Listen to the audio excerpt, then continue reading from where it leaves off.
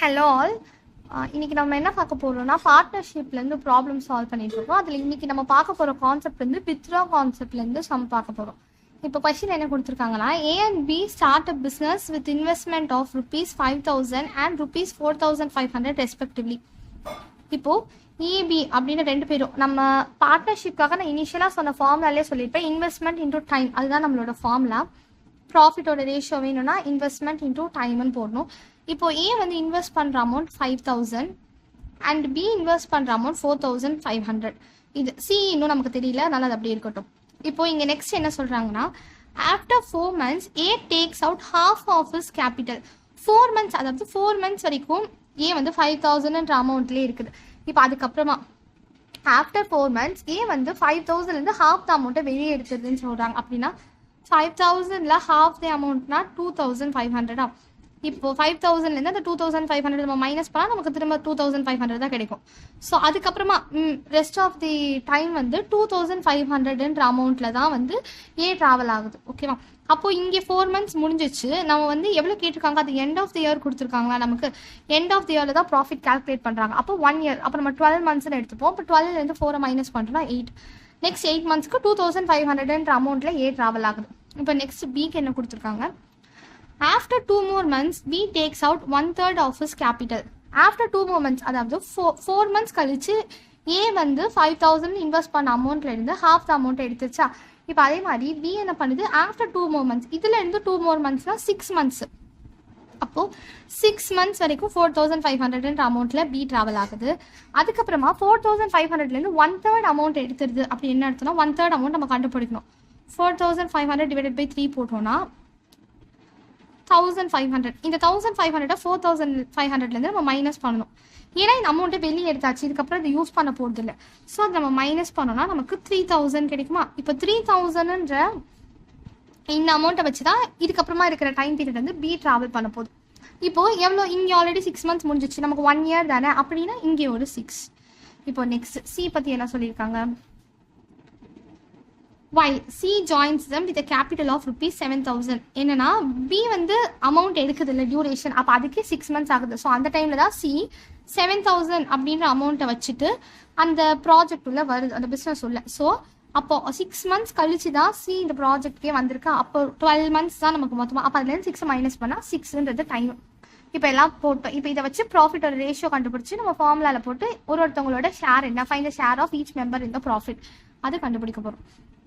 இப்போ இது நம்ம எல்லாத்தையும் மல்டிப்ளை பண்ணி சால்வ் பண்ணுறதுக்கு ரொம்ப கஷ்டமாக இருக்கும். ஸோ இப்போ நம்ம டேரெக்டாகவே வந்து இதை கேன்சல் பண்ணி அப்படியே பண்ணலாம். இந்த மாதிரி நமக்கு அடிஷனில் இருக்குது அப்படின்னா நம்ம கேன்சல் பண்ணுறோம், ஜீரோஸை கேன்சல் பண்ணுறோன்னா 2 இடத்துலையுமே அடிக்கணும், 2 இடத்துலையுமே. அதே மாதிரி எல்லாத்துலேயும் கேன்சல் பண்ணுவோம். இங்கே பண்ணிட்டோம். இப்போ நெக்ஸ்ட்டு இது எல்லாத்தையுமே 5 டேபிளில் பண்ணலாம். 5 10s are 50, 5 5s are 25, 5 9s are 45, 5 6 are 30, 5 into 40. So next நம்ம வந்து டைமை கேன்சல் பண்ணலாமா. இது வந்து 2 டேபிளில் பண்ணுறோம். 2, இது வந்து 4, 3 3 3. ஓகே, அவ்வளோ. இதுக்கு மேலே நம்மளால் கேன்சல் பண்ண முடியாது. ஸோ இங்கே என்ன வரும், 20 + 20 is 2.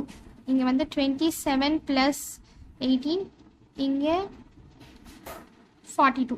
ஓகே, இப்போ நம்மளோட ரேஷியோ என்ன கிடச்சிருச்சு நமக்கு, ப்ராஃபிட்டோட ரேஷியோ வந்து 40:45:42. இது ப்ராஃபிட் ரேஷியோ. இதோடைய டோட்டல் பார்ட் வேணும், இதெல்லாத்தையும் நம்ம ஆட் பண்ணோம்னா நமக்கு 127 கிடைக்கும். இப்போ நம்ம 1 part கால்குலேட் பண்ணலாமா. டோட்டல் ப்ராஃபிட் எவ்வளோ, 5,018 கொடுத்துறாங்க. டிவைடட் பை 127 பண்ணால் நமக்கு என்ன கிடைக்கும், 40 கிடைச்சது ஆன்சராக. ஓகே, இப்போ நம்ம ஒருத்தவங்களுடைய ஷேரும் வேணும்னா அப்படியே நம்ம கால்குலேட் பண்ண வேண்டியதான். ABC, ஏவுடைய பார்ட் எவ்வளோ, 40. ஸோ 40 × 40. அண்ட் பியோட ஷேர் வேணும்னா 45 × 40. சியோட ஷேர் வேணும்னா 42 × 40. எல்லாத்தையும் கால்குலேட் பண்ணால் 1,600, 1,800, 1,680. அவ்வளோதான். 3 பேரோட ஷேரையும் நம்ம கண்டுபிடிச்சிட்டோம்.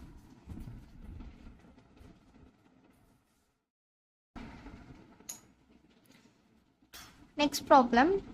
A and B entered into a partnership investing ₹16,000 and ₹12,000 respectively.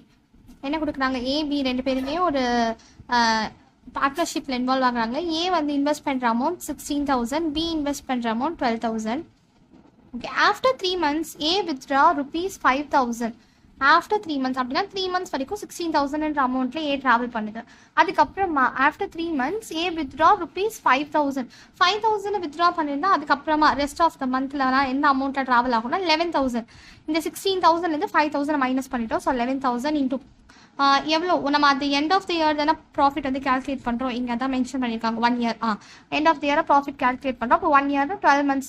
12 monthsல 3 months வரைக்கும் 16,000 அமௌண்ட். அப்போ மிச்சம் இருக்கிற மந்த்ஸ் எவ்வளோ நமக்கு 9 இங்கே போட்டாச்சு. நெக்ஸ்ட் பி பார்க்கும்போது after A withdraw ₹5,000 or be invested ₹5,000 மோர். அதாவது பியும் 3 months வரைக்கும் சேம் அமௌண்ட்டாக ட்ராவல் ஆகுது. அதுக்கப்புறமா பி வந்து எக்ஸ்ட்ராவாக ஒரு 5,000 இன்வெஸ்ட் பண்ணுதான்.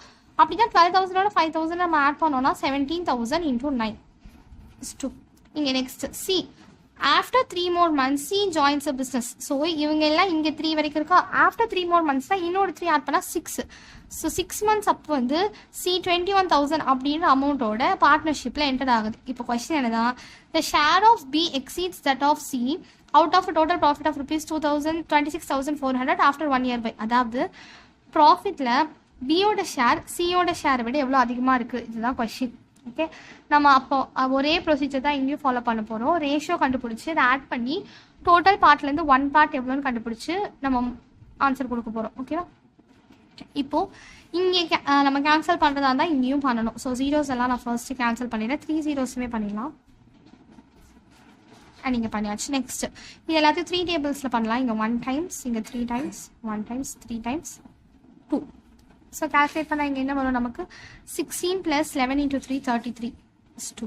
இங்கே 12 + 51 is 2 42. ஓகே, இப்போ இது எல்லாத்தையும் நம்ம வந்து ஆட் பண்ணினோம்னா நமக்கு என்ன வரும் 49 is 2 63 is 2 42. இப்போ இது எல்லாத்தையும் நமக்கு தெரிஞ்ச காமன் டேபிளில் கேன்சல் பண்ணோன்னா 7 is 2 9 is 2 6. இப்போ இது எல்லாத்தையும் நம்ம ஆட் பண்ணால் டோட்டல் பார்ட் நமக்கு என்ன கிடைக்குது 22ன்னு கிடைக்குது. ஓகேவா, இப்போ அதுலேருந்து நம்ம 1 part கால்குலேட் பண்ணும். ப்ராஃபிட் எவ்வளோ நமக்கு 26,400. 26,400 டிவைடட் பை 22. 2 டேபிள்லேயே பண்ணலாமா. 11 times 1 2 2 3 6 2 2 4 0 0. இப்போ நம்ம 11 டேபிள்லேயே கேன்சல் பண்ணுவோம். 11 1 11 2 times 1200 கிடைச்சிச்சு 1 part. இப்போது நம்ம வந்து பியோட ஷேரை கண்டுபிடிச்சி சியோட ஷேரை கண்டுபிடிச்சி அதுக்கப்புறமா அதை ரெண்டுத்தையும் மைனஸ் பண்ணி கண்டுபிடிக்கிறதுக்கு இங்கேயே டிஃப்ரென்ஸ் கண்டுபிடிச்சிடலாம். நம்ம கிட்ட கேட்கறது பி வந்து சியை விட எவ்வளோ அதிகமாக இருக்குது. ஸோ அப்போ நம்ம கண்டிப்பாக டிஃப்ரென்ஸ் தானே வேணும். நம்ம கால்குலேஷன் ஈஸியாகிறதுக்காக 6யும் 9யும் மைனஸ் பண்ணால் 3ன்னு கிடைக்குதா. ஸோ இந்த 3யை இது கூட மல்டிப்ளை பண்ணால் நமக்கு ஆன்சர் கிடைச்சிடும். 1200 into 3 பண்ணால் 3600. இதுதான் ஆன்சர். தேங்க்யூ.